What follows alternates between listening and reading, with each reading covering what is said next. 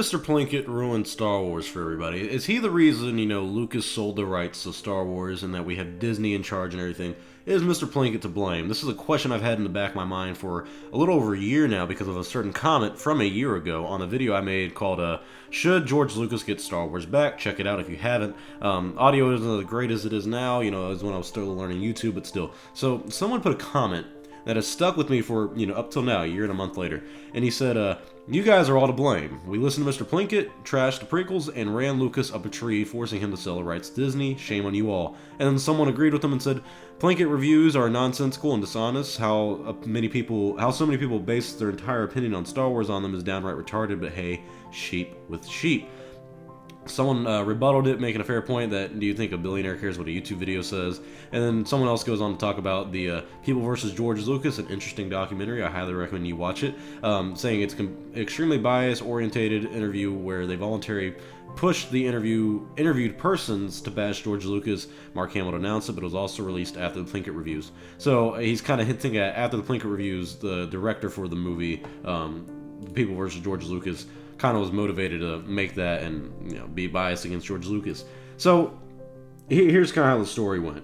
Prequels came out, say what you will, they weren't received entirely great. There were interviews, people going I remember one specific guy. I can't remember what he looks like. I know he was a white dude, but that's about it. But I remember an interview of him coming out of the movie theater, and they were like, "What'd you think?" He's like, "I want my money back." He was the first guy, in my opinion, to ever say this movie sucked. But still, let's just say, I wasn't around in 1999. I was born a day before The Phantom Menace came out, but I don't know how everybody received it. I remember seeing the interview with Shaq, and he's like, oh, the special effects are great and whatnot. Lucas did amazing work.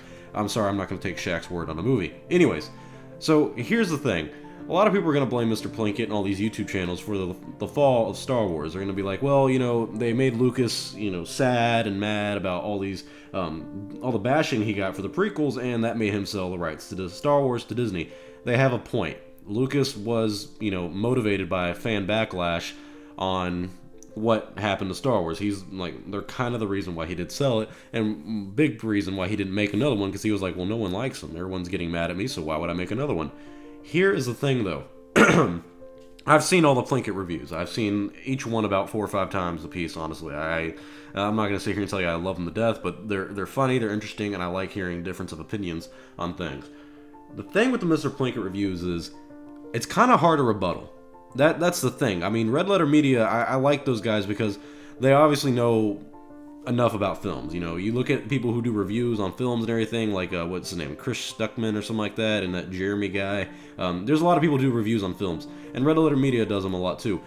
And they're not entirely biased, in my opinion. They're very straight up and honest about things, and they really explain things in layman's terms so people who don't understand movies can understand them. Which, I mean, I can appreciate. I'm not a guy who studies films, but I love films, so I can understand kind of what thought process is on films and what makes them good and bad. And for these guys, when they make Red Letter Media, when they make the Mr. Plinkett reviews, I don't see a bias in them, and I don't see why we should blame them for the fall of Star Wars. Not only that, I want someone to make a rebuttal. I want someone to, kind of make a video saying, well, the prequels are good, Mr. Plinkett's wrong because of this. And believe me, I've watched a lot of videos on why the prequels are good, like, the prequels are secretly genius or something like that, or George Lucas is not a bad director or whatever. And they don't really explain anything. Like, the George Lucas is not a bad director one was literally just talking about the editing that goes on in the prequels that magically makes the films better. They don't. The prequels, in my opinion, I haven't liked them is because the story, the acting, the writing, the dialogue, the pacing, the tone, they're just not that good of films. And Mr. Plinkett explains these perfectly in a far better way than I honestly can. So, I mean, if you haven't seen them, I highly recommend them. So, the thought is that Mr. Plinkett made these reviews back in whatever, I think it was like 2004 or 5, whatever, I don't care, or even 9, I really don't know. So, he made these reviews, and out came all these other reviews. People were like, yeah, Mr. Plinkett's right, and all these people started making videos bashing the prequels.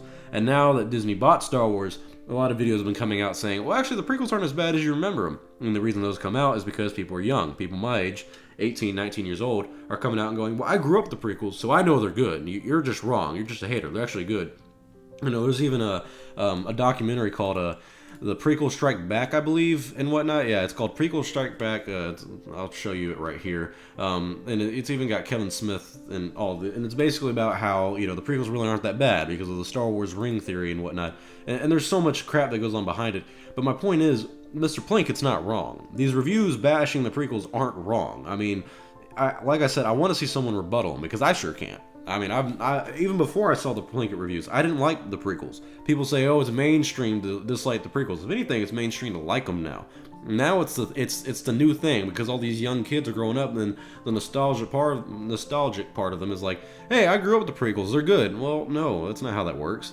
I mean, it's just not. So, honestly, I think it's foolish to blame Mr. Plinkett for the fall of Star Wars because, honestly, George Lucas just isn't a good director. I mean, I've said it time and time again, he's just not a good director, and these movies prove it. That, you know, these movies have a lack of vision, a lack of tone, just a lack of good storytelling. And he goes back and people will now say, well, you know, the originals suck because of this and that. Like, how did this happen? And the reason it happened is because of the prequels. You know, there's certain inconsistencies that go on between the prequels and the originals, and it kind of irritates me because it's like, well, the reason there's an inconsistency in the originals is because what happened in the prequels. So, yeah, Lucas does deserve crap for the prequels. However, I would blame it all on him. I'd blame it on the people that helped him. You know, all the people that, you know, were doing the editing, the writing, not even the writing, because he's the only one who really did the writing, but still. I would blame the people that worked on the prequels because they're the reason that they didn't come out the way they should have. They're the reason they're not good movies. They let Lucas do whatever he wants. That wasn't the case in the original trilogy. And so it is fair to come out and say, well, yeah, Lucas kind of screwed up. He kind of screwed up Star Wars because he had nothing but utter control over it. And to be fair, he tried to give the films to other people, but they didn't want it. So, you know, it happens. But overall, no, Mr. Plinkett is not the reason these films are received badly and that Lucas sold the rights to Star Wars. Lucas is the reason this happened. He screwed up. He dropped the ball. I'm not going to sit here and act like he didn't. I'm not going to sit here and say that, you know, Mr. Plinkett is the reason all this happened because he made a review bashing the prequels, then everybody else made a review bashing the prequels, and it got back to Lucas, and he's like, well, no one likes me, so I'm going to sell the rights and become a $4 billion man, and that'll be it. No. Lucas messed up Star Wars when he made the prequels. They're not good films, they never will be, and they never have been. I don't care what your opinion on them is, whether you like them or not is completely different. You can like the prequels, and I truly don't care, but to say they're good movies is, in my opinion, a stupid idea, because honestly, they're really just not. If you look at a film for a film purpose, if you study film and you look at the prequels, you would know they're just not good films. People like them because it's Star Wars. That is a common thing nowadays, is if it's Star Wars, it is good. There's no arguing that. There's no debating it. Star Wars means good. End of story. I see a lightsaber spin, it's automatically amazing. There's no characters in The Phantom Menace that I happen to like or will like because they're just not good characters. Same thing goes on with Attack of the Clones. Revenge of the Sith gets you a little better because you got Ewan McGregor. But still, the point is, prequels aren't good. You can't blame Plinkett, you can only blame George Lucas and the people that worked on the prequels with George Lucas. And if you bash Mr. Plinkett for it, then you're just idiotic. Watch the Plinkett reviews. If you disagree with them, or if you don't even get through all of them, then you obviously are biased towards the prequels. I truly have never cared, but watching the Plinkett reviews, it makes me go, you know what? He's got a point. He's right. And it really, like, it didn't change my opinion on the prequels, but it gave me a different perspective on it. Like, oh, wow, well, he's got a lot of good points here that I didn't even think about. So, yes, they're funny, but they're not biased. They're not, you know, they're not wrong is the point. Like, it's really hard to refute these videos, but hey, if you can refute them, go ahead. I want to see you try. So, comment your thoughts below. Did Mr. Plinkett ruin Star Wars, or was it George Lucas? I'm Star Wars Only. Hope you guys enjoyed this video. I will see y'all next time. May the Force be with you, always.